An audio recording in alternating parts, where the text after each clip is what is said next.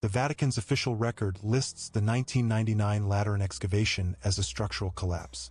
No casualties, no incident, but a United States Army liaison officer filed a separate report through Echo Squad Command that describes 4 hours of underground combat, 2 survivors, and one detail so specific that both governments agreed, in writing, that it could never be released. That detail isn't about the creatures. It's about what one of them was wearing. The Italian government's official record of the May 1999 Lateran excavation is 4 sentences long. Structural compromise during routine archaeological survey. No personnel casualties. Zones secured and closed pending geotechnical review. 4 sentences.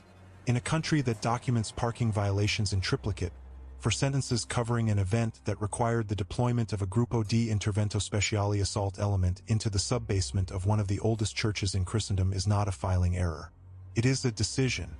Echo Squad Liaison Officer Reed Weber had been in Rome for 6 days when the call came through unofficial channels, a number he had been given at a briefing in Stuttgart 3 years earlier and told he would probably never need to use. The Vatican archaeologists working the restricted dig beneath the Lateran complex had gone silent at 11:47 p.m. Their last radio transmission, recovered from base camp equipment, was a single phrase from the team lead. "The wall is breathing." Weber was at the GIS staging area by 01:30. He did not ask questions. That was the job. GIS Carabinieri Commander Marciano Corsentino had received his orders by secure line from Rome's Special Operations Directorate. His briefing document described the Lateran subzone as a Roman-era catacomb network of unknown depth, unsealed by the archaeological team's excavation of a basalt partition wall. It described possible gas contamination. It described structural instability. It did not describe what his intelligence specialist, Isabella Tripoli, had already told him privately in the staging vehicle. That the basalt wall the archaeologists had broken through was not Roman. It was pre-Roman, and it had been sealed from the inside. Tripoli had worked 3 previous operations involving restricted archaeological sites, and she had never been wrong about what sealed chambers meant. Sealed from the inside meant something had gone in and chosen to stay. She told Corsentino this with a flat, professional calm that he recognized as the specific register people use when they are frightened and have no useful alternative to composure. He nodded once. He told her to document everything. He did not tell her that the briefing document had included one further detail, buried in an appendix he suspected she hadn't seen. A reference to a 1962 Vatican internal archive notation describing anomalous biological presence in the sublateran zone. 62 years earlier, someone had known. The descent was via rappel through a 12-meter shaft the archaeologists had opened in the floor of a sealed utility corridor beneath the basilica's south transept. Point man Armando Di Vincenzo went first, his Benelli M4 barrel down and his lamp cutting through a blackness that absorbed light differently than any underground space Weber had entered before. Not reflecting it back, consuming it. Di Vincenzo hit the chamber floor and called clear in a voice that was controlled and precise and contained. Weber would later note, no information about what he was looking at. What Di Vincenzo was looking at was the archaeologists' camp. The equipment was intact. Laptops, ground-penetrating radar units, core sample cases, all of it undamaged and in place as though the team had simply stepped away. Except that the 3 dome tents at the center of the chamber had been collapsed and arranged in a precise overlapping pattern. And each of the 5 archaeologists had been placed on top, laid out flat on their backs with their hands across their chests, dressed in something that had not been in their field kit. Draped across each of them, carefully, was a length of rough white fabric, ancient, draped in the configuration of a Roman toga. The fabric came from the open stone sarcophagi lining the chamber walls. Someone had dressed the dead in the clothing of the entombed. Weber stood in the threshold of that chamber for a long time before he was able to continue his field notes. Tripoli moved through the chamber methodically, her lamp on the lowest setting, documenting everything. She stopped at the far wall, the section the archaeologists had breached, and stood motionless for nearly 30 seconds before she called Corsentino over. Beyond the broken basalt partition, a second chamber opened. Larger, older, the stone here not Roman brick but something predating it by centuries, the walls carved rather than laid. And carved into those walls at regular intervals were niches. Each niche contained a single military object, A short sword, a shield boss, a javelin tip, a bronze file, military equipment, arrayed in the dark for 2,000 years, maintained with a precision that humidity and time had not degraded. Costantino pulled the element back to the rope line and called a hold. He looked at Weber. Weber looked at Tripoli. Tripoli was writing. "What is this place?" Costantino said, and it was not quite a question. Tripoli answered without looking up. She said, "It's a garrison." The thermal optics registered the first signatures at 0247. Di Vincenzo, on point into the carved chamber beyond the basalt breach, called contact in a voice so level it took Weber a full second to understand what he was reporting. 9 heat signatures, stationary, arranged in a semicircle along the far wall of a space his lamp couldn't fully reach. The signatures were large, larger than any human profile in his library, and they were not moving. They were waiting. Costantino ordered lamps off and NVDs down. In the greenwashed monochrome of night vision, the chamber resolved into something Weber would spend the next 6 months trying to describe accurately in his report and still consider inadequate. The creatures were bipedal and still, standing against the wall in a loose formation that had no right to look organized and absolutely did. Lean and tall, 2 meters 40, their silhouettes angular and lupine, the skulls long and narrow, ears tracking independently, and their eyes were closed, every one of them, standing upright in the dark with their eyes closed. Weber had time to think that this was worse than if they had been watching, because it meant they already knew. The alpha came from the ceiling, not the wall. The ceiling.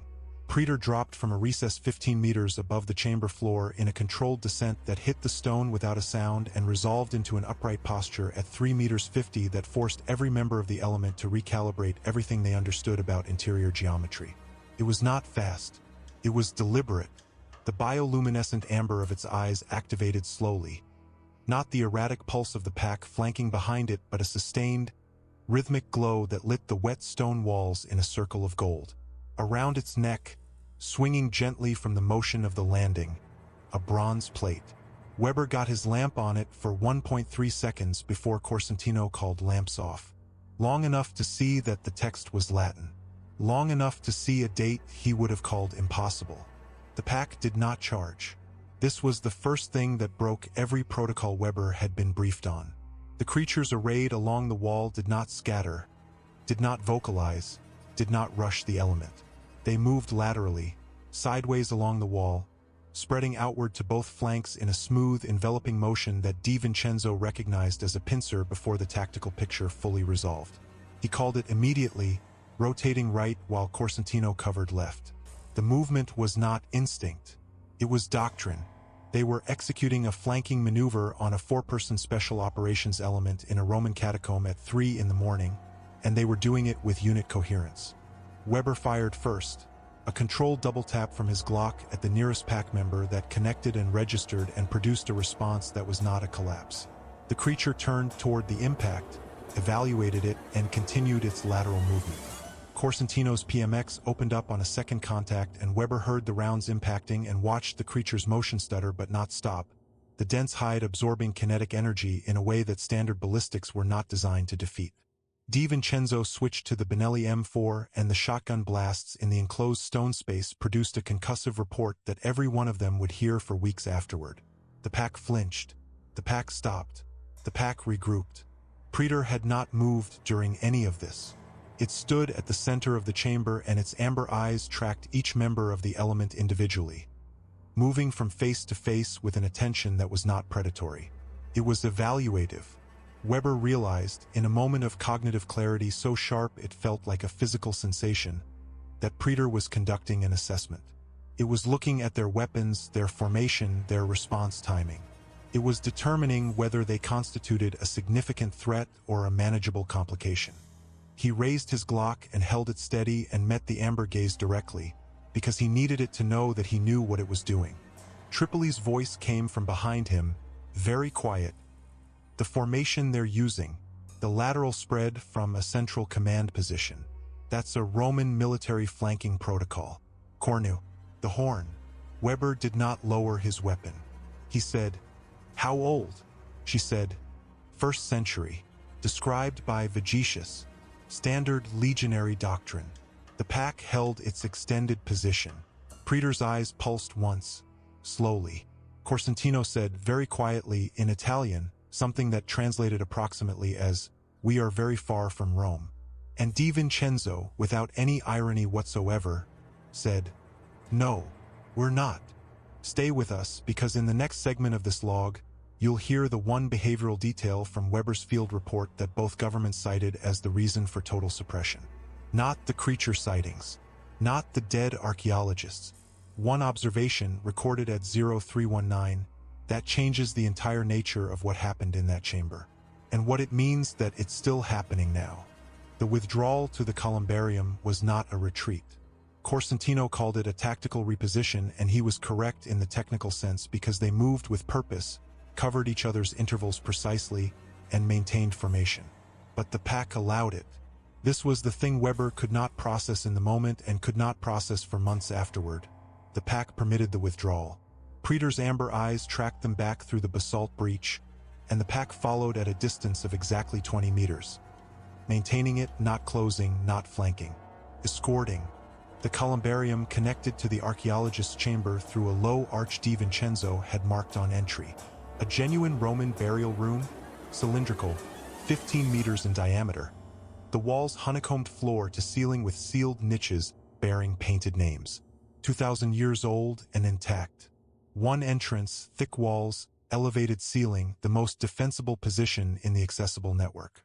Corsentino called it, and the element moved through, and Di Vincenzo took position covering the arch. The pack stopped at the threshold. They did not enter. They arranged themselves in the corridor beyond the arch, standing still, the amber bioluminescence of their eyes creating a low gold wash at the tunnel opening. Praetor was not visible among them. Weber noted this immediately and told Corsentino. Corsentino had already noticed. Tripoli was recording her own voice steadily into the documentation unit. The Cornu formation, the withdrawal escort, the deliberate separation of Alpha from Pac during the standoff. She said, without looking up, "This isn't containment behavior. They're not trying to keep us in. They're trying to keep us from going deeper." Weber said, "Deeper than this." She said, "There are sublevels. The ground-penetrating radar data the archaeologists pulled before contact was lost. I have it on the secondary drive. Chambers below this level that the Vatican survey has never mapped. Sealed from below." Nobody spoke for several seconds. The subsonic frequency began at 0319. A rhythmic vibration conducted through the stone floor, registered not in the feet but by the inner ear, a frequency just below the threshold of hearing, enough to produce a creeping disorientation that Di Vincenzo was the first to identify. He said, "Something below us." Corsentino held him at the arch. The pack in the corridor had not moved, but Weber's water bottle, set on the floor, was trembling against the stone. Praetor came through the ceiling.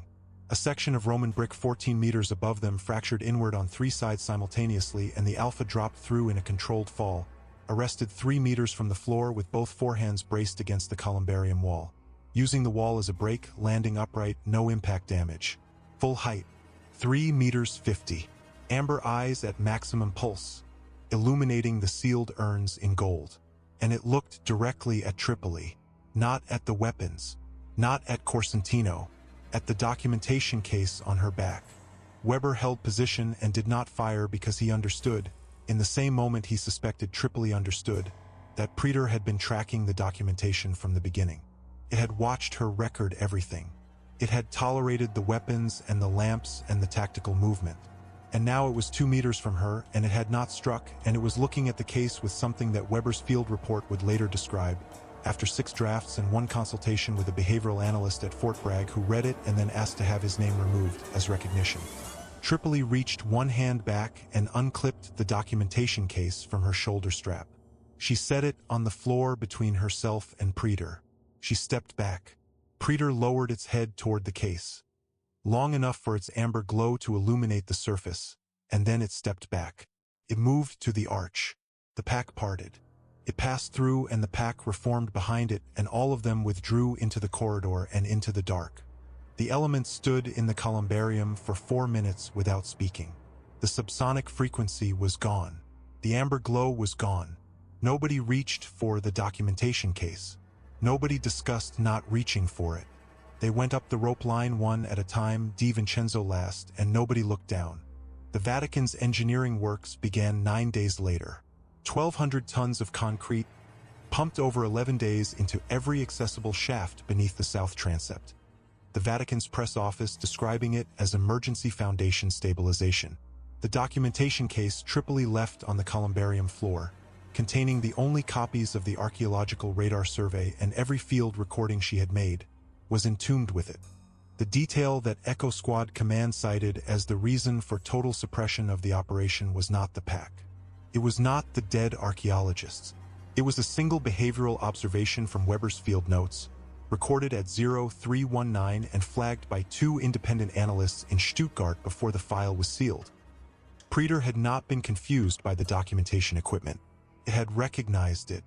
It had waited for a complete record to exist before making its exit, as though it had been waiting for a very long time for someone to come down and write it down, as though it needed a record kept, as though this had happened before and the record had been lost before, and this time it intended for at least one copy to leave the tunnels. The bronze plate around Preter's neck bore the engraved designation of a Praetorian Guard field officer of the Neronian era. The date, 64 AD, the year Rome burned. Unit Zero's analysis team, given Weber's 1.3-second lamp photograph and working from partial inscription, concluded the rank indicated a Special Operations Field Command equivalent, an officer whose operational mandate, based on the partial text, appeared to concern the protection of something beneath the city. Not a person, not a structure, something the inscription referred to only as the line. The line had been held for 2,000 years. The concrete poured in 1999 did not end the watch. It simply changed the depth. The Vatican seismic array recorded, on March 4, 2025, at 0237 local time, a sustained rhythmic vibration at 12 Hz originating from 40 meters below the completed fill. 9 minutes and 14 seconds. The Vatican Seismology Office logged it as equipment anomaly. The maintenance technician dispatched 3 days later filed a standard completion report.